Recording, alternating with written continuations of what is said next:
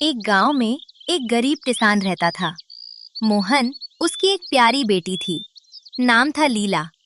हर रोज वो सुबह सुबह अपनी गाय को लेकर जंगल जाती, उसे चराती और लकड़ियां भी इकट्ठा करती।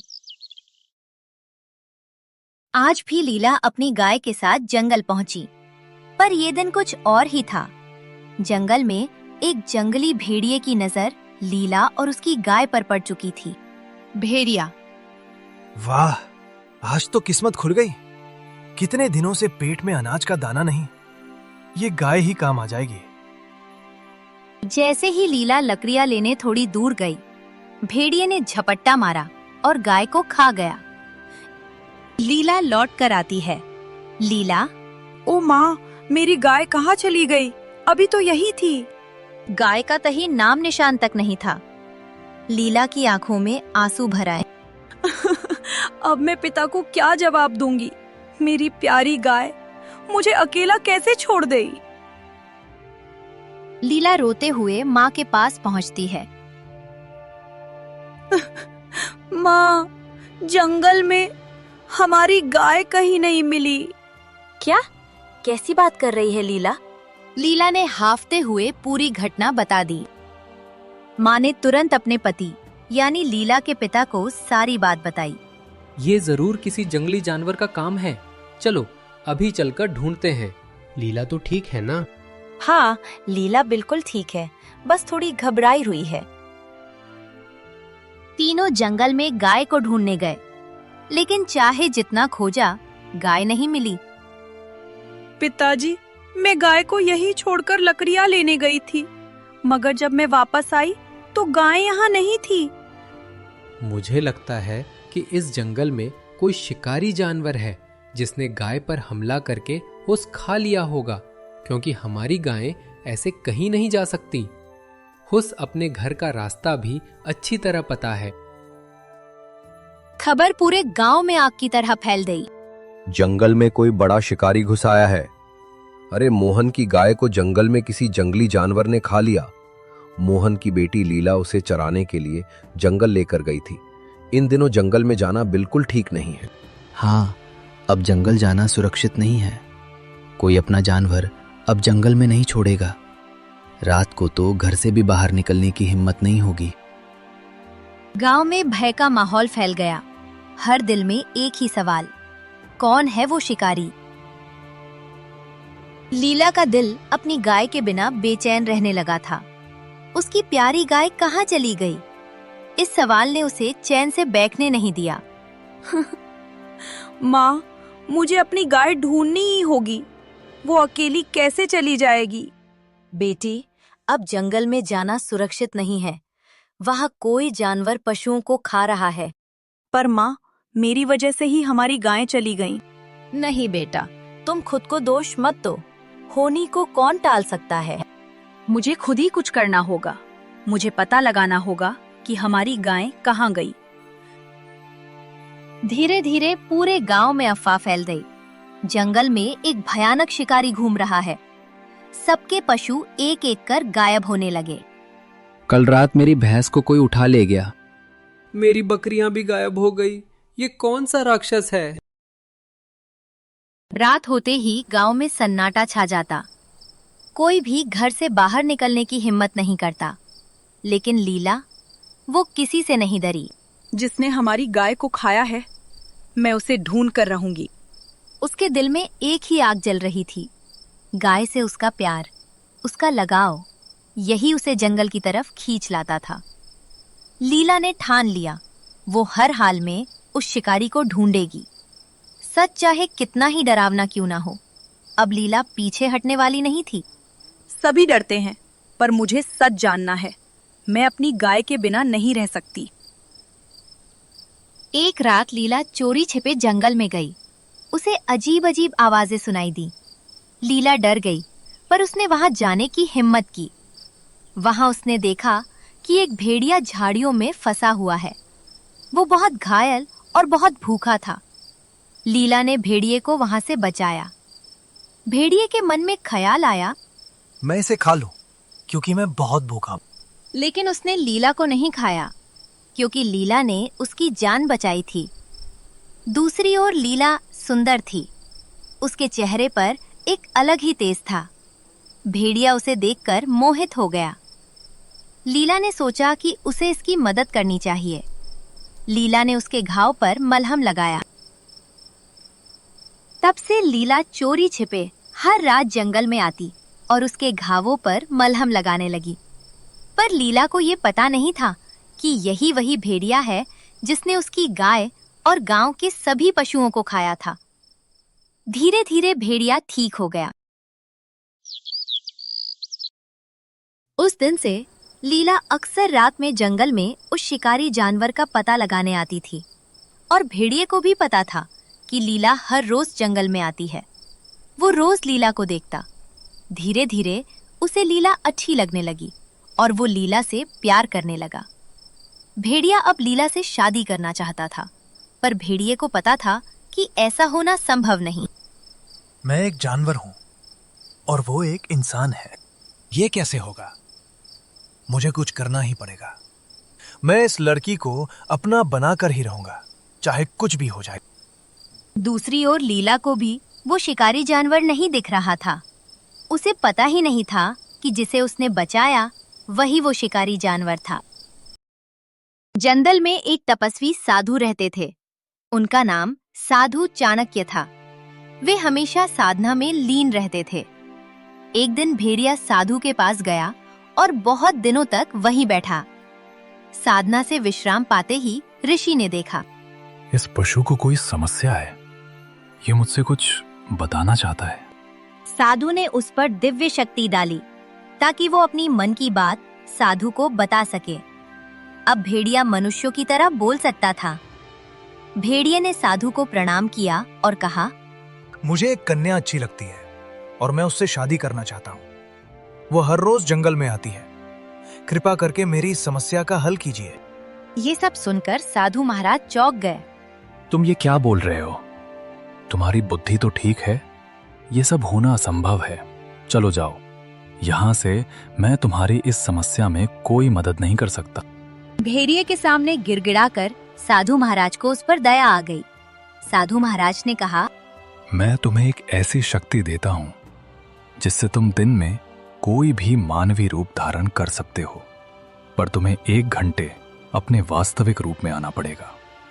इसके लिए तुम्हें मुझे वचन देना होगा कि तुम आज के बाद किसी जानवर को नहीं खाओगे और इस शक्ति का किसी प्रकार का दुरुपयोग ना करोगे, और उस लड़की को तुम समय आने पर सब सच बता दोगे कि तुम वास्तव में कौन हो। मैं वचन देता हूँ साधु महाराज, मैं इसका कोई भी दुरुपयोग नहीं करूंगा। आपका कोटि कोटि धन्यवाद महाराज।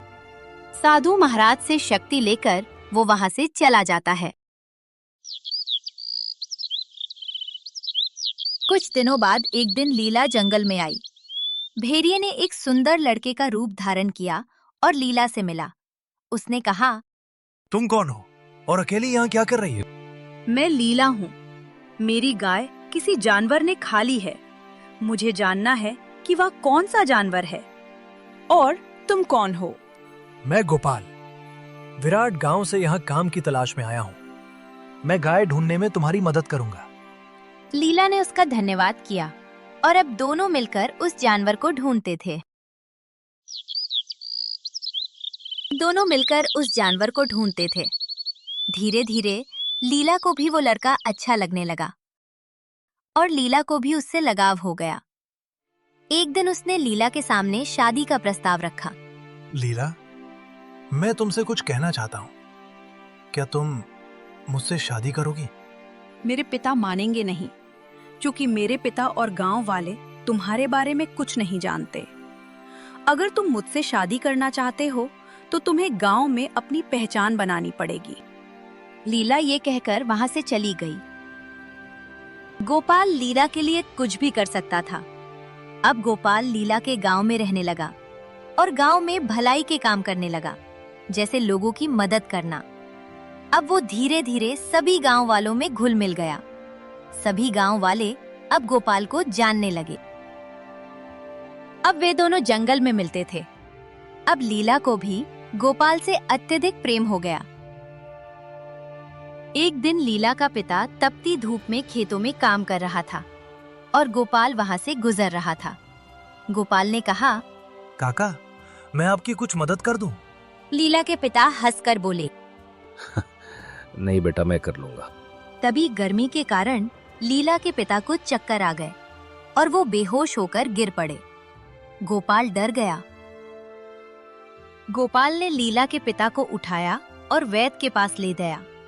इतने में लीला के पिता को होश आया। जैसे ही उनकी तबीयत कुछ ठीक हुई, गोपाल ने उसे उसके घर छोड़ दिया और खेत में उनका सारा काम भी कर दिया। घर आकर लीला के पिता से बोला, अब आप आराम करें, आपको खेत में जाने की कोई जरूरत नहीं, मैंने सारा काम कर दिया।